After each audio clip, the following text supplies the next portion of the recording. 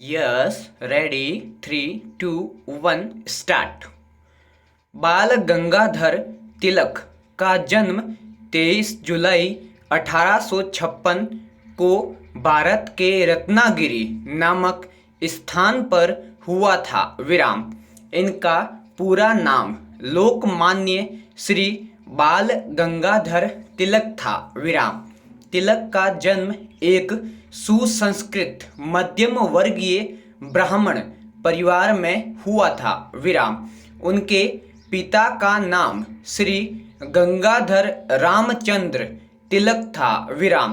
श्री गंगाधर रामचंद्र तिलक पहले रत्नागिरी में सहायक अध्यापक थे और फिर पूना तथा उसके बाद ठाणे में सहायक उपशासक निरीक्षक हो गए थे।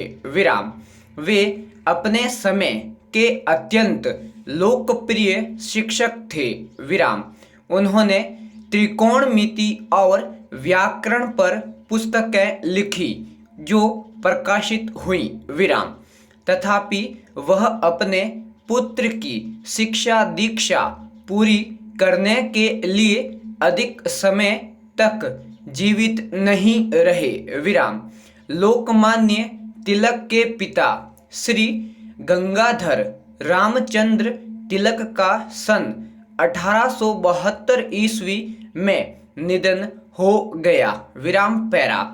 बाल गंगाधर तिलक अपने पिता की मृत्यु के बाद 16 वर्ष की उम्र में अनाथ हो गए।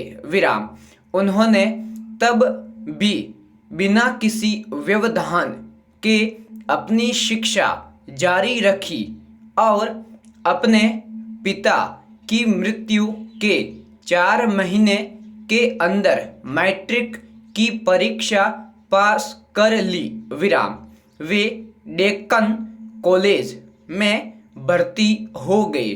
फिर उन्होंने सन 1876 ईस्वी में उन्होंने मुंबई विश्वविद्यालय में LLB की परीक्षा पास की। दोनों दोस्तों ने इस बात पर विचार करते हुए अनेक रातें गुजारी कि वे देशवासियों की सेवा की कौन सी सर्वोत्तम योजना बना सकते हैं। अंत में उन्होंने संकल्प किया कि वे कभी सरकारी नौकरी स्वीकार नहीं करेंगे तथा नई पीढ़ी को सस्ती और अच्छी शिक्षा प्रदान करने के लिए एक प्राइवेट हाई स्कूल और कॉलेज चलाएंगे। इसके बाद उन्होंने 2 साप्ताहिक समाचार पत्रों मराठी में केसरी और अंग्रेजी में द मराठा के माध्यम से लोगों की राजनीतिक चेतना को जगाने का काम शुरू किया। इन समाचार पत्रों के जरिए ब्रिटिश शासन तथा उदार राष्ट्रवादियों की जो पश्चिमी तर्ज पर सामाजिक सुधारों एवं संवैधानिक तरीके से राजनीतिक सुधारों का पक्ष लेते थे, कटु आलोचना के लिए वे विख्यात हो गए।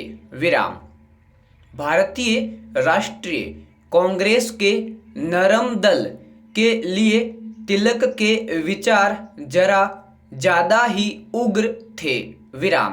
नरम दल के लोग छोटे सुधारों के लिए सरकार के पास वफादार प्रतिनिधि मंडल भेजने में विश्वास रखते थे। तिलक का लक्ष्य स्वराज्य था, छोटे मोटे सुधार नहीं, और उन्होंने कांग्रेस को अपने उग्र विचारों को स्वीकार करने के लिए राजी करने का प्रयास किया। इस मामले में सन 1907 में कांग्रेस के सूरत अधिवेशन में नरम दल के साथ उनका संघर्ष भी हुआ। विराम।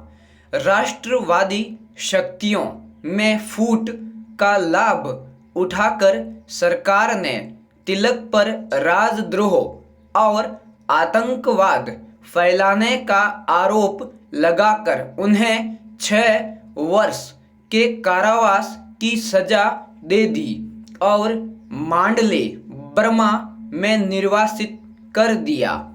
विराम पैरा।